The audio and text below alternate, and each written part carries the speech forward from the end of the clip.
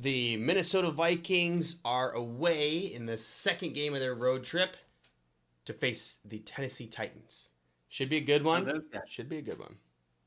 Should be a good one.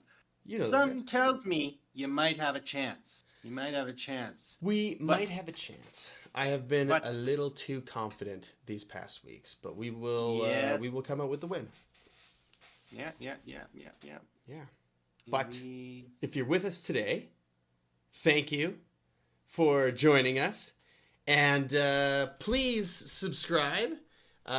Please like the video. Hit the notification bell. If you like talking football, all NFL, or if you like the Chargers or the Vikings, then also please consider subscribing because we would love to have you. We'd love to talk football and Vikings and Chargers and all sorts of stuff with you. So here heck is... Yeah, heck yeah. Do all the things that Brandon just said. Yeah, there you go. He said it. Here is the Week 11 matchup look ahead for the Vikings and the Titans. Should be good. Right? The Titans. Brandon, I'm going to say right now, you guys have the inverse record. So Vikings 7-2, Titans 2-7. Mm-hmm. It may not be an offensive explosion on your part, no matter how good KOC is. Titans lead the way by defense, but you guys also tremendous defense out there. It's going to be a defensive battle, in my opinion, with the fact that the Titans have an incapable offense being the reason why. I have a lot of hope for the Vikings this week. Yeah, it's been a struggle on the offense the last 2 weeks, right? Like, it's hard to say that we have some high-powered, high-scoring offense anymore. We did it early in the season. It was looking really, really good. We need to find that groove again. I'm confident that the team can get there, but as it stands now, it is a battle of the defenses. Like you said, that's what the last 2 weeks have been.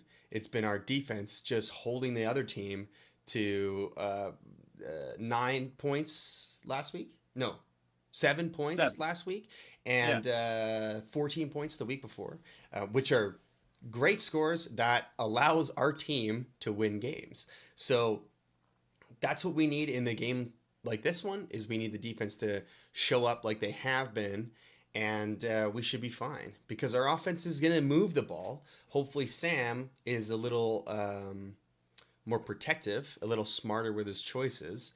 These interceptions, if they can be avoided, we could have another 21 points potentially on the board, right? So that's all hearsay, but yeah, if Sam just makes a few smarter decisions, and you guys are going to win the turnover battle. You're going against Will Levis. He's back starting again.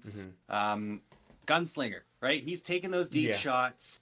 He is throwing touchdowns, but he's also throwing interceptions. Mm-hmm. And when we look at his stats last week against the Chargers, 175 yards for 2 touchdowns. Doesn't really paint the whole picture. Garbage time touchdown to Calvin Ridley. Both of the touchdowns going to Calvin Ridley. But their team really relies on Tony Pollard. He's had quite a successful season so far, all things considered, for a team that's losing, that is normally in bad game script. He's having quite the season. You stop Tony Pollard, you stop Tajay Spears a little bit. You guys are going to be great. Will Levis is going to have to drop back, throw too many, more opportunities for a turnover. Titans, again, just like I was confident last week, I'm confident in you guys this week. Yeah, and we've got, like, Jonathan Grenard. He has, I think, the most pressures in the league. It's not relating into sacks so much, but the pressures are great. Like, he's winning these battles with the O-line, and the Titans O-line is garbage. So much so that PFF actually has their right tackle as the worst in the league, 76th of 76. So Yikes. That's pretty bad. Hey, that's probably what led to giving up 7 sacks last week. Probably. There you go. Just one up that. Get to 8. That would be amazing. We get 8 sacks. Like, the game, like, our defense is going to be doing what they're doing, like we mentioned. But having Blake Cashman back last week was actually the defense was night and day with him out. So it was great to have him back. We expect to have him back again. Our defense is very healthy, very, very healthy. I don't know if we have anybody that is expected to be out. I'm sure we'll have some limited practices, but Right. that's the rest of the league is like that too. So that's it for the defense, right? Like they're healthy. The offense also healthy, other than obviously left tackle Christian Darrisaw, but he has been replaced by Cam Robinson, who is doing fine. You know, he got in a couple, emotional Penalties. episodes last week, but he was facing his old team. I'm sure there was lots of trash talk, this and that. So, that's just football. But yeah, with Hawkinson back, Aaron Jones should be good to go. I know that he had a little chest thing happen there, got carted off, but he should be good to go as well. So we're operating at full strength. I'm not exactly sure if the Titans are. It's safe to say they're not, because most teams probably are not. I think L'Jarius Sneed was not playing last week against the Chargers, so they have some big names out there. But you really look at their roster. So let's start with your defense. You say you're fully healthy. Who do you have to worry about on their offense? So we have to worry potentially Will Levis a couple plays. Sure, we talked about Pollard, right? Calvin Ridley. Calvin Ridley is really the only other guy that's going to be a consistent threat. But they don't even have anybody else that really takes the pressure off of him. So you do a good job, a few double coverages in there. I don't even think you necessarily need to do that all game, but it's going to take away a lot. Calvin Ridley out of the picture, Tony Pollard out of the picture. They don't have much going on. Defense wins that battle, in my opinion, and quite handedly. And then you switch over. Yeah, offense, there's some injuries, but mostly full strength. Who on their defense do you really have to worry about? Maybe if L'Jarius Sneed is back, for sure. But I'll tell you who you don't have to worry about. Former Chargers linebacker Kenneth Murray Jr., who once again showed Chargers fans why it was a good decision to let him go. Titans signed him, picked him up. He allowed such a pretty pass from Justin Herbert to Quentin Johnston last week. Same old. So take advantage there, right in the middle. Yeah, he's also ranked 80 of 83, so he's pretty bad. But next to him is number 2 of 83, Jack Gibbons. I don't know who this guy is. Jack Gibbons. Who is this guy? I don't know, but PFF thinks he's having a season. 10 solo tackles last week and 5 assists, so he's keeping busy. Yeah, but they have a good D-line, but yes, here, this is, you guys know this guy, Sebastian Joseph Day, no? Former Charger. Yes, we know SJD. Yes, and Jeffrey Simmons, who is a top-tier defensive lineman in the league. So I expect them to, be doing what they're doing up front very well. And it's easy for me to say that I think that the Vikings offense is going to kind of dice them up and roll through them. But the points haven't been there in recent weeks, so it's hard to say that we're going to be scoring, 30 points. That would be amazing if we did. It's more likely that we're scoring somewhere like the 21, 24 as the high, right? So right. Just based on the way that we've been playing. But I'm okay with that, because I definitely feel like our defense is not going to be letting up the 21 to 24 points. So if we score that, I feel like that's enough to win the game, which is good, right? And you mentioned Tony Pollard, and I know that he's going to kind of get his, but we haven't been like run over by running backs yet this season. It's happened,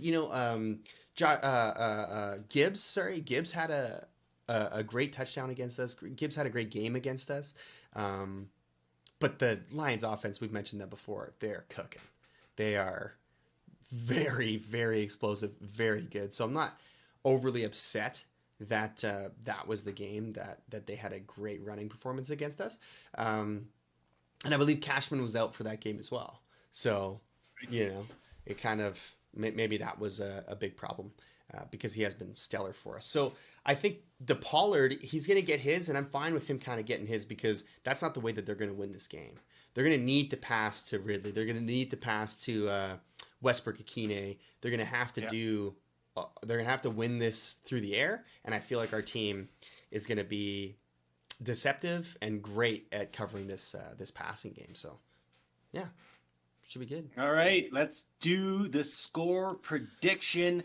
Brandon, what is the score here? Minnesota at Tennessee, week 11. So I said the high would be like a 21-24-ish something.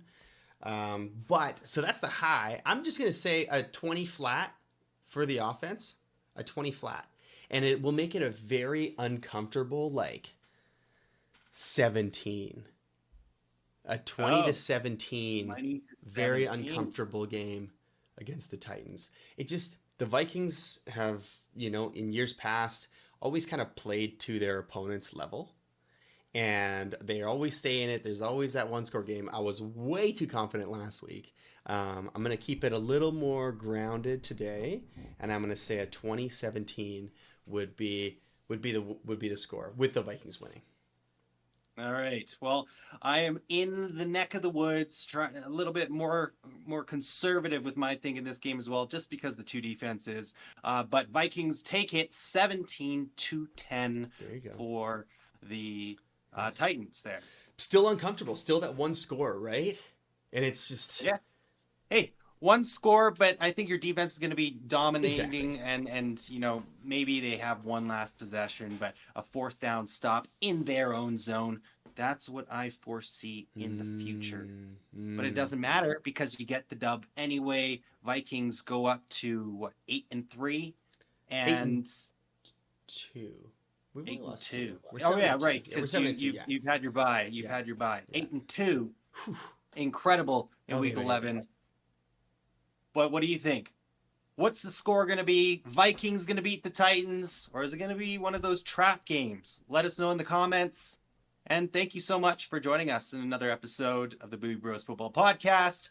If you are a Vikings fan, a Chargers fan, or a fan of the NFL in general, please consider subscribing to the channel, liking the video, and hitting that notification bell so you don't miss anything. It really does help us out. All right, Bren, send us off. Yes. Please do all those things that he asked, and we'll see you next week. Skol Bolts, everybody. Skol Bolts! Woo, woo, woo. Bye.